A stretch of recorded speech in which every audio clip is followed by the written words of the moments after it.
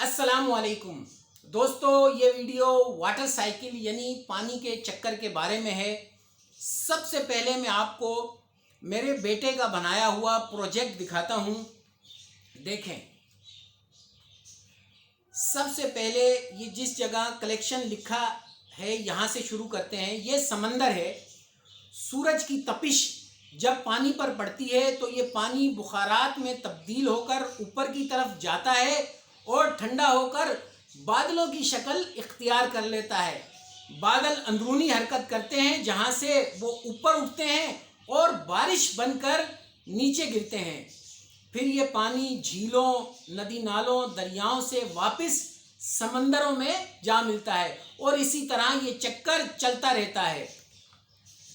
دوستو، 1580 میں برنارڈ پیلیسی وہ پہلا شخص تھا جس نے آج کے دور کے پانی کے چکر کا نظریہ پیش کیا تھا۔ اس نے یہ بتایا تھا کہ کس طرح سمندروں کا پانی بخارات میں تبدیل ہوتا ہے اور کیسے ٹھنڈا ہو کر بادلوں کی شکل اختیار کرتا ہے۔ بادل اندرونی حرکت کرتے ہیں جہاں سے وہ اوپر اٹھتے ہیں اور بطور بارش نیچے گرتے ہیں۔ یہ پانی جھیلوں اور ندی نالوں کی صورت میں اکٹھا ہوتا ہے اور واپس سمندروں سے جا ملتا ہے اور اسی طرح یہ چکر چلتا رہتا ہے۔ قدیم زمانے میں لوگ زیر زمین موجود پانی کے ذرائع سے واقف نہ تھے کہ کہاں سے آتا ہے، لیکن آج ہم جانتے ہیں کہ بارش کا جو پانی زمین میں جذب ہوتا ہے وہی زیر زمین پانی کی موجودگی کا باعث بنتا ہے۔ قرآن کریم نے اس عمل کے بارے میں ہمیں پہلے ہی بتا دیا تھا۔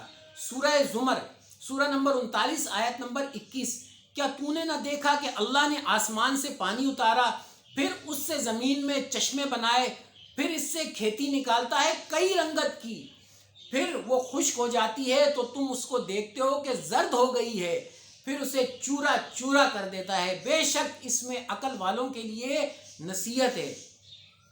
سورہ روم، سورہ نمبر 30 آیت نمبر 24، اور اس کی نشانیوں سے ہے کہ تمہیں بجلی دکھاتا ہے تم کو خوف اور امید دلانے کے لیے، یعنی خوف بھی ہوتا ہے کہ کہیں طوفان نہ ہو اور بارش کی امید بھی ہوتی ہے، اور آسمان سے پانی اتارتا ہے تو اس سے زمین کو زندہ کرتا ہے اس کے مر جانے کے بعد۔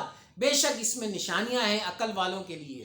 سورہ مومنون، سورہ نمبر 23 آیت نمبر 18، اور ہم نے آسمان سے پانی اتارا ایک اندازے پر، پھر اسے زمین میں ٹھہرایا، اور بے شک ہم اس کے لے جانے پر قادر ہیں۔ میرے دوستو، جس درست وضاحت کے ساتھ تقریباً 1400 سال پہلے قرآن کریم نے پانی کے چکر کو بیان کیا تھا، اس وقت کسی دوسری کتاب نے یہ بیان نہیں کیا تھا۔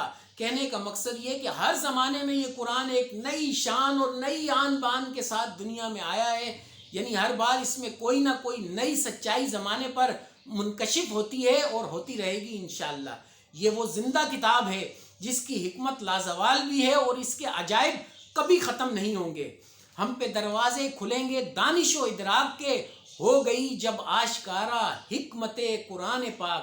سورہ نمبر 15، سورہ ہجر آیت نمبر 22، اور ہم نے ہوائیں بھیجی بادلوں کو بارور کرنے والیاں، تو ہم نے آسمان سے پانی اتارا، پھر وہ تمہیں پینے کو دیا، اور تم اس کے خزانے رکھنے والے نہیں ہو، یعنی دیکھو تم اس کا خزانہ نہیں بنا سکتے، اسے اسٹور نہیں کر سکتے، اسے مینٹین نہیں کر سکتے۔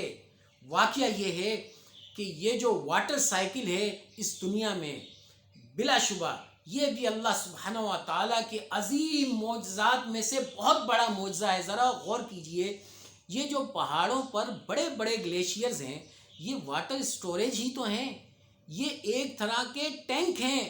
یہیں سے تو پانی دھوپ سے پگھل کر نیچے آ رہا ہے اور پھر جھیلوں، ندی نالوں سے ہو کے دریاؤں میں، سمندروں میں، اور پھر بخارات بن کر واپس جا رہا ہے۔ اگر آپ آیت کے متن پر غور کریں تو اس میں عربی لفظ ہے لواقحہ، جس کا مطلب ہے بارور کرنا، بار آور کرنا۔ اس فرمان میں بار آور کرنے کا مطلب ہے کہ ہوائیں بادلوں کو دھکیلتی ہیں اور ان کو یکجا کرتی ہیں، اکٹھا کرتی ہیں، اور اس کے بعد بارش برستی ہے۔ اب جو آیت میں آپ کو سنا رہا ہوں اس میں بھی اسی قسم کی وضاحت ہے، ذرا غور کیجئے گا۔ سورہ نمبر 24 سورہ نور آیت نمبر 43، کیا تم نے نہیں دیکھا کہ اللہ ہی بادلوں کو چلاتا ہے اور ان کو آپس میں ملا دیتا ہے اور ان کو تہ بتہ کر دیتا ہے۔ تہ بتہ، جن دوستوں نے جہاز کا سفر کیا ہے ان کو اس کا تجربہ مشاہدہ ہوتا ہے۔ جب جہاز اوپر چڑھتا ہے تب بھی وہ جب بادلوں کے اندر سے گزرتا ہے تو صاف نظر آتا ہے کہ ایک تہ، اس کے بعد پھر خلا، پھر ایک اور تہ، پھر خلا، پھر ایک اور تہ، اترتے ہوئے بھی اسی طرح صاف صاف نظر آتا ہے، تہ بتہ بادل۔ پھر تم دیکھتے ہو کہ بادل میں سے میंہ نکل کر برس رہا ہے اور آسمان میں جو اولوں کے پہاڑ ہیں ان سے اولے نازل کرتا ہے، تو جس پر چاہتا ہے اس کو برسا دیتا ہے اور جس سے چاہتا ہے ہٹا دیتا ہے۔ اور بادل میں جو بجلی ہوتی ہے اس کی چمک آنکھوں کو خیرہ کر کے بینائی کو اچکے لیے جاتی ہے۔ بالکل اسی طرح سورہ روم سورہ نمبر 30 آیت نمبر 48 ترجمہ کچھ یوں ہے، اللہ ہی تو ہے جو ہواؤں کو چلاتا ہے تو وہ بادل کو ابھارتی ہیں، پھر اللہ اس سے جس طرح چاہتا ہے آسمان میں پھیلا دیتا ہے اور تہ بتہ کر دیتا ہے۔ پھر تم دیکھتے ہو کہ اس کے بیچ میں سے میंہ نکلنے لگتا ہے، پھر جب وہ اپنے بندوں میں سے جن پر چاہتا ہے اسے برسا دیتا ہے تو وہ خوش ہو جاتے ہیں۔ آپ نے دیکھا واٹر سائیکل کے موضوع پر جدید مواد قرآن کریم کی وضاحت سے بالکل ہم آہنگ ہے۔ پانی کا یہ چکر قرآن کریم میں دوسرے کئی مقامات میں بیان ہوا ہے، میں حوالے ڈسکرپشن میں ڈال دوں گا انشاءاللہ۔